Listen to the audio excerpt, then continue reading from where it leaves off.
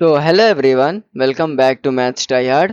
और आज के सेशन में हम लोग फंक्शनल इक्वेशन के ऊपर बहुत ही प्यारा सा सवाल देखेंगे जो कि एशियन पैसिफिक मैथमेटिक्स ओलंपियाड में आया हुआ है। तो चलिए शुरू करते हैं। अरे बहुत ही प्यारा सवाल है यार, इसको जब तुम सॉल्व करोगे ना तो तुम्हें ऐसी फील होगी कि सर मतलब मज़ा ही आ गया इस क्वेश्चन को सॉल्व करके। ठीक है, चलो शुरू करते हैं। द क्वेश्चन सेज कि लेट z पॉजिटिव, अच्छा देखो वो कह रहा है कि एक पॉजिटिव इंटीजर है, सेट ऑफ पॉजिटिव इंटीजर है और वो फंक्शन डिफाइन हो रहा है z प्लस से z प्लस तक। ठीक है, such that a square plus f of a into f of b is divisible by f of a plus b. ठीक है, for all positive integer a and B. ठीक है, तो तुमको ये मतलब वो बताना है कि हर एक पॉजिटिव इंटीजर बताना है ए और बी का। ठीक है, तो इस क्वेश्चन को हम लोग सबसे पहले अप्रोच करने के लिए मैंने तुम्हें मेंस के पीवाईक्यू में भी एक बात बताई थी और फंक्शन के सीरीज में भी तुम्हें एक बात बताई थी कि जब भी हमें कोई भी फंक्शनल इक्वेशन मिले, ठीक है, तो हम लोग किसी को मान लेते हैं। तो चलो मैंने यहाँ मान लिया कि b को 1 मान लिया, मैंने b को फिक्स कर लिया, इसको मैंने फिक्स कर लिया, इसको मैंने फिक्स कर लिया। ठीक है, यहाँ तक तो क्लियर है।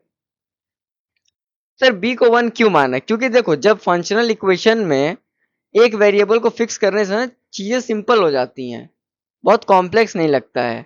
अच्छा, अब b इक्वल टू 1 को जब तुम पुट करोगे तो तुम्हारी यही इक्वेशन बन जाएगा f of a plus 1 divide by a square plus 1 a square plus f of a। Okay, it will be f of a into f of 1। ठीक है, यहाँ तक तो कोई दिक्कत नहीं है? जी सर, कोई दिक्कत नहीं है, यहाँ तक तो कोई दिक्कत नहीं है। ठीक है, अच्छा अब देखो इसमें f ऑफ a बार बार आ रहा है ना, तो उसको x मान लेते हैं, उसको x मान लेते हैं।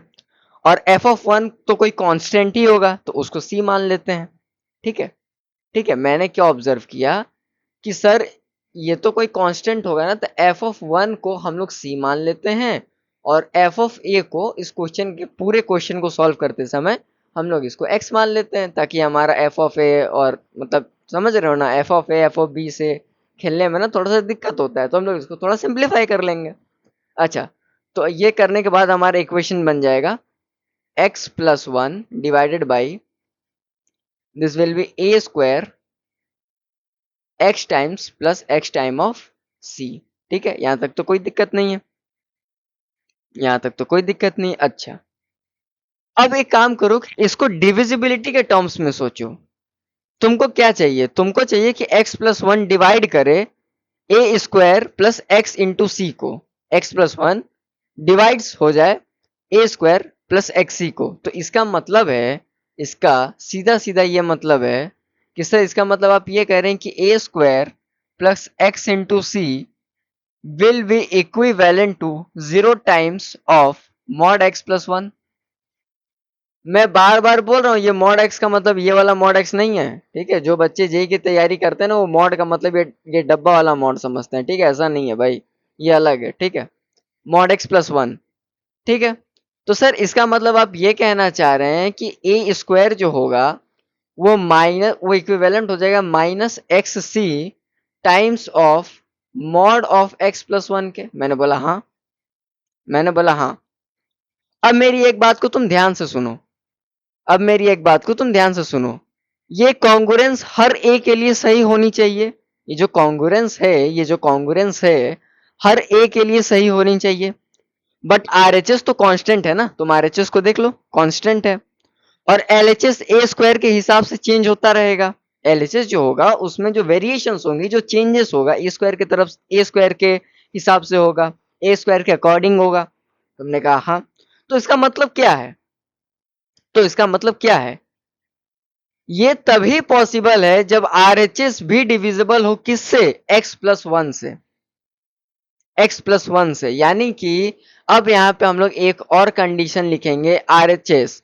ठीक है, x plus 1 divided by x सी।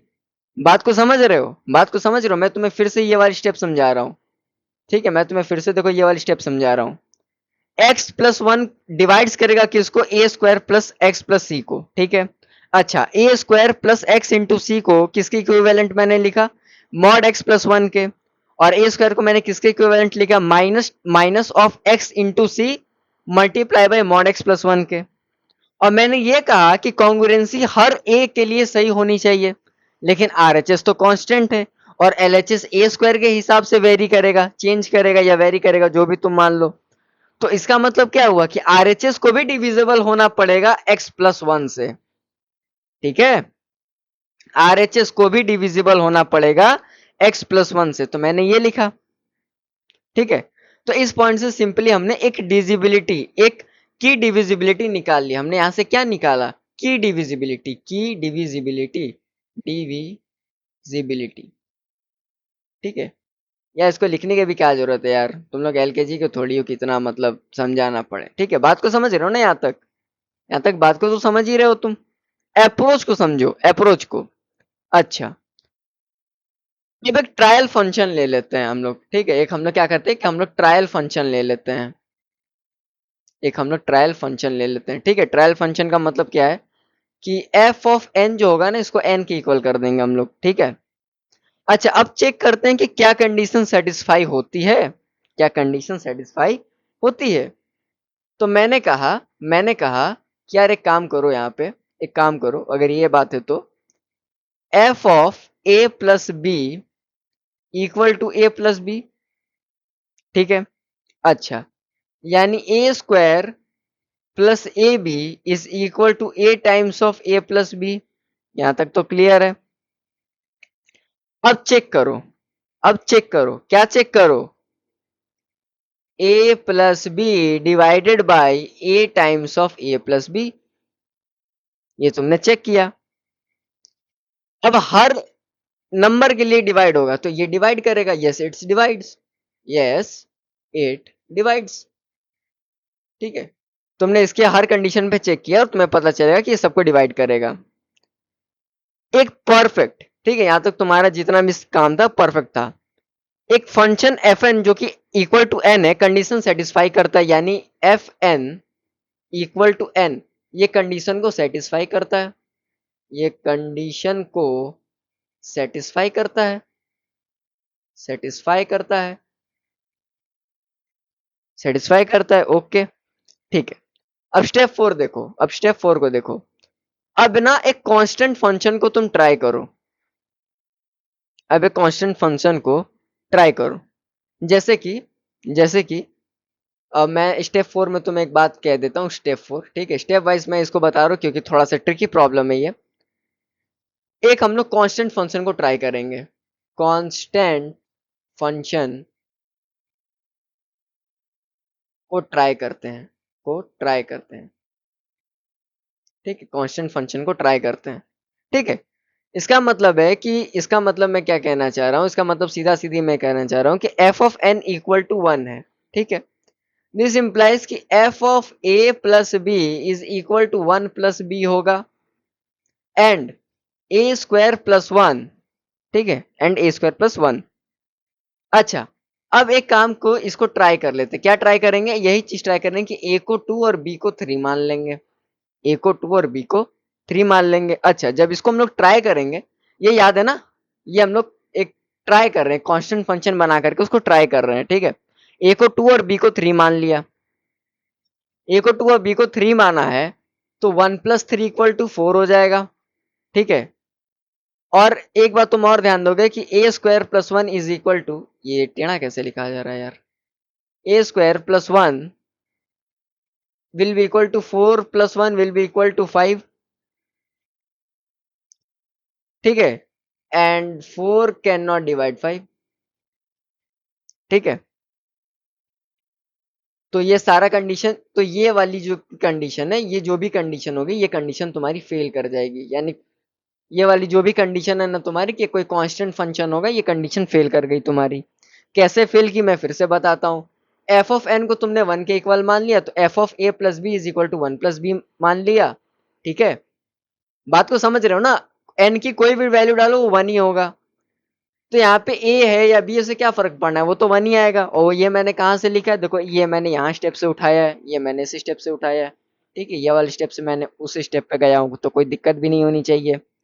तो यानी कांस्टेंट फंक्शन तो काम नहीं करेगा। अब तुमने सोचा कि सर इस पे ट्रायल फंक्शन काम कर रहा है, this things work but a constant function doesn't, तो इसका मतलब क्या है? इसका मतलब क्या है? अब मैं तुम्हें ना कॉन्क्लूजन की तरफ लेके चलता हूं। अब मैं तुम्हें कॉन्क्लूजन की तरफ चलता हूं। कॉन्क्लूजन, ठीक है, मैं तुम्हें कॉन्क्लूजन की तरफ। तुम्हारे दिमाग में एक सवाल आ रहा हो कि सर एफ ऑफ एन जो होगा वो एन के इक्वल है और ये वाली कंडीशन वर्क कर रही है, but sir f of n जब होगा वो वन के इक्वल होगा तो ये कंडीशन वर्क नहीं कर रही है, ठीक है। और कोई फंक्शन हमें इस पैटर्न पे सूट भी नहीं करता है, तो इसका मतलब क्या हुआ? इसका मतलब सिर्फ यही हुआ कि f of n equal to n ही हमारा फाइनल आंसर है। बात को तुम समझे? मैं एक बार रीकैप करा देता हूं तुमको। मैं एक बार रीकैप करा देता हूं। सी, सबसे पहले हमने बी को वन माना। बी को जब हमने वन माना तो हमारे पास ये इक्वेशन आई। इस इक्वेशन में एफ ऑफ वन को सी माना और एफ ऑफ ए को एक्स मान लिया, तो हमारे पास ये इक्वेशन आई। अब ये इक्वेशन आई तो ए स्क्वायर प्लस एक्स सी को हम लोग इसके इक्वल लिख दिया और ए स्क्वायर को पर्टिकुलरली इसके इक्वल लिख दिए, ठीक है। यहाँ तक तो कोई दिक्कत नहीं है। अब चूंकि हमने ये कंडीशन लिखा है तो ये कंडीशन ऑटोमेटिक हो जाएगी। This condition is automatic. Automatic मतलब वो तो इम्प्लाई करेगा ही। अच्छा, अब हमने दिमाग में लाया कि सर ये किस तरह का फंक्शन हो सकता है, तो हमने दिमाग में लाया कि यार एक काम करते हैं, ट्रायल फंक्शन चेक करते हैं। ट्रायल फंक्शन चेक किया, एफ ऑफ एन पे एफ ऑफ एन को कुछ मान लिया हमने, तो हमारे पास ये दोनों इक्वेशन बने। ये दोनों इक्वेशन बने तो मैंने कहा हाँ सर ये तो हर कंडीशन के लिए सेटिस्फाई करता है, यानी f of n equal to n भी जो होगा हर कंडीशन के लिए सेटिस्फाई करेगा। उसके बाद हमने कांस्टेंट फंक्शन को ट्राई किया जहाँ पे एफ ऑफ एन को हमने वन माना, तो हमने देखा कि नहीं सर कंडीशन तो सेटिस्फाई कर ही नहीं रहा है। कंडीशन तो सेटिस्फाई कर ही नहीं रहा, ये कंडीशन तो फेल हो गया आपका, ये कंडीशन तो फेल हो गया। तो इसका मतलब मैंने कंक्लूजन पे क्या कहा कि ट्रायल फंक्शन तो काम कर रहा है लेकिन कांस्टेंट फंक्शन काम नहीं कर रहा है, तो हमारे यही आंसर हो गया। वेल, अगर वीडियो पसंद आता है तो वीडियो को लाइक करना, शेयर करना, सब्सक्राइब करना, और चैनल पे नए आए हो मेरे तो मेरे टेलीग्राम चैनल पे जुड़ जाना। लिंक उसका तुमको मेरे चैनल के बायो में मिल जाएगा, ठीक है। वहाँ मैं अच्छे अच्छे क्वेश्चंस को पोस्ट करता हूँ। जेई मेन और एडवांस लेवल के क्वेश्चन अपन सॉल्व करते हैं, ओलंपियाड लेवल के ब्रिलियंट क्वेश्चन भी सॉल्व करते हैं, जैसा कि तुमने अभी देखा होगा। Brain twisting question, smart technique और ब्यूटीफुल लॉजिक के साथ अगर मैथ को सीखना है तो एंड तक बने रहना होगा और हमारे साथ जुड़े रहना होगा। तब तक के लिए keep learning and keep exploring. Bye bye.